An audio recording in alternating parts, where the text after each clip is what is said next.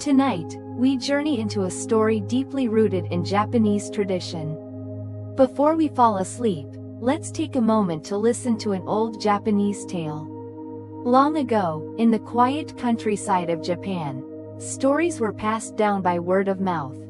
Tales told around the hearth, shaped by seasons, rice fields, and close-knit villages. One of the most beloved is the story of Momotarō, the boy who came to Earth inside a giant peach. This tale reflects some of the most cherished values in Japanese culture: kindness, loyalty, courage, and working together.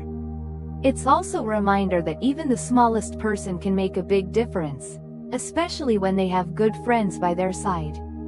You'll hear about Oni, mythical ogres that represent chaos and greed, and Kibidango, soft millet dumplings often shared as a sign of trust and reward. These symbols hold gentle meaning for Japanese listeners and will softly unfold in our story. Without revealing too much, this is a journey of friendship, bravery, and one special boy's mission to bring peace to his land.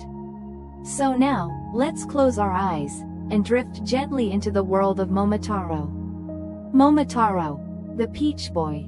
A long time ago, in a quiet little village in Japan, there lived an old man and an old woman. Each day, the old man would go into the mountains to gather firewood, and the old woman would walk down to the river to wash the laundry. One day, as the old woman was washing clothes, she saw something strange floating down the river. It was round and golden, bobbing gently along the current. Donbura Koko, Sut Koko. Donbura Koko, Sut Koko. It was a giant peach. What a beautiful peach, she whispered, smiling. I'll bring it home as a gift for my dear old husband. She bent down to pick it up, but it was too far from the shore. So she clapped her hands gently and sang. The water over there is rough and cold. The water here is sweet and mild. Come now, little peach, float to me. Drift to the hands of this old child. To her surprise, the peach slowly turned, and floated right into her reach. With a joyful heart, she lifted the peach, tucked it into her laundry tub, and carried it home with soft steps and a hum. That evening, the old man returned home. I'm back, he said, setting down his bundle of sticks. Welcome home, said the old woman. Come in and see what I've brought for you. She pulled the heavy peach from the cupboard and placed it before him. Look, she said. Isn't it marvelous? The old man's eyes lit up. Where did you find such a peach? I didn't buy it. It came floating down the river. How wonderful, he said, gazing at it in awe. But just then, pop. The peach split in two, and out came a baby boy, laughing and crying. A baby, they gasped. A healthy, beautiful baby boy, said the old woman. The gods must have heard our prayers. They wrapped the baby in soft cloth, bathed him in warm water, and held him close. He kicked strongly, laughed loudly, and his eyes sparkled with energy. Because he had come from a peach, they named him Momotarō, the peach boy. Momotarō grew quickly. He was tall, strong, and full of spirit. But he was also gentle and kind, always helping the old man and old woman with their chores. By the time he turned 15, there was no one stronger in the land. People said he was the bravest boy in all of Japan. One day, a traveler came to the village and told stories of a distant island. Onigashima, the island of ogres. The Oni lived in a great iron castle. They were fierce and greedy, and had stolen treasures from peaceful people all across the land. Momotarō listened closely, then he stood up and said, I will go to Onigashima. I will defeat the Oni and bring back what they stole. The old man looked at him with surprise. So brave, my boy. Then go, and go with honor. I'll make you some food for the journey, said the old woman. And so she made Kibidango, sweet dumplings made from millet. She steamed them soft, and wrapped them with care. They were said to be the best in all Japan. Momotarō dressed in a Jinbaori, a warrior's vest. He tied the bag of dumplings to his waist, and tucked a small sword at his side. He waved a fan with a peach painted on it. "I'm leaving now," he said, bowing deeply. "Take care," said the old man. "Come back safely," said the old woman. "Don't worry," he said with a smile. "I have the best Kibidango in Japan." He set off down the path, walking through fields and forests. Soon, a dog appeared on the road. "Woof, woof," barked the dog. "Where are you going, Momotarō?" "I'm off to Onigashima to defeat the ogres." "And what's that hanging at your waist?" "It's Kibidango, the best in Japan." "May I have one? If you share, I'll join you." "Of course," said Momotarō. He gave the dog a dumpling, and they continued on. Further down the path, a monkey leapt from the trees. "Eek eek. Where are you going, Momotarō?" "To defeat the Oni." "What's that in your pouch?"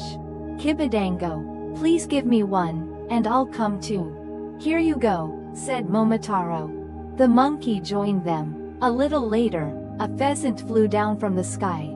"Keen, Keen, where are you headed?" "To the island of ogres." "What's in that bag?" "Delicious Kibidango. If you share with me, I'll fly ahead and scout the way."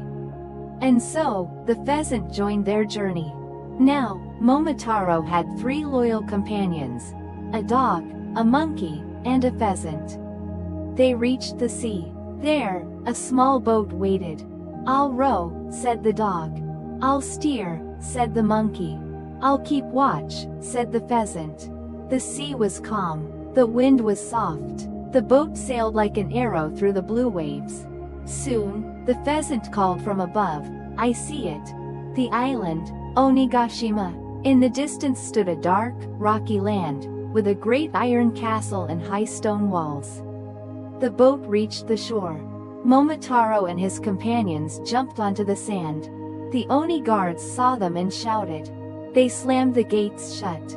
But the pheasant flew high and pecked at their eyes. The monkey climbed the cliff and unlocked the gate from inside. The dog barked and charged ahead. Momotarō raised his voice. "Come out, Oni. Justice has arrived." The Oni ran out swinging iron clubs. But they were no match. The pheasant blinded them. The monkey scratched and leapt. The dog bit their legs. And Momotarō stood strong and calm. Even the Oni king could not fight back. Pinned beneath Momotaro's strength, he cried, "I surrender. Please spare me. I will return all the treasure." And so, from the castle, the ogres brought out gold, silks, coral, and magical treasures. An invisibility cloak. A hammer that makes wishes come true. A jewel that glows with light. Momotarō and his friends loaded the cart, returned to the boat, and sailed back home. When they arrived on shore, the dog pulled the cart, the monkey pushed it, and the pheasant guided from above. "Ayara-sa, Ayara-sa," they sang in rhythm. Back in the village, the old man and old woman waited by the gate. And when they saw their dear Momotarō, safe, smiling, and strong, they wept with joy. "You are truly the greatest boy in Japan," said the old man. "Thank goodness you're home safe," said the old woman. Momotarō turned to his companions and smiled. "Well," he said, "that was quite an adventure, wasn't it?" The dog barked happily. The monkey clapped his hands. The pheasant flew in joyful loops through the sky. The sun was warm, the cherry blossoms bloomed, and peace had returned to the land. That was the story of Momotarō, the brave boy born from a peach. As we finish this tale, let's take a quiet moment to reflect. In this gentle story, we find a message of courage, kindness, and the strength that comes from friendship. It reflects a deep part of Japanese culture, valuing harmony, respect for elders, and the belief that even one small person can bring great change. Unlike many Western tales where the hero often works alone, Momotaro's journey is one of cooperation, sharing food, trusting companions, and standing together. And even now, in our modern lives, we still need gentle reminders.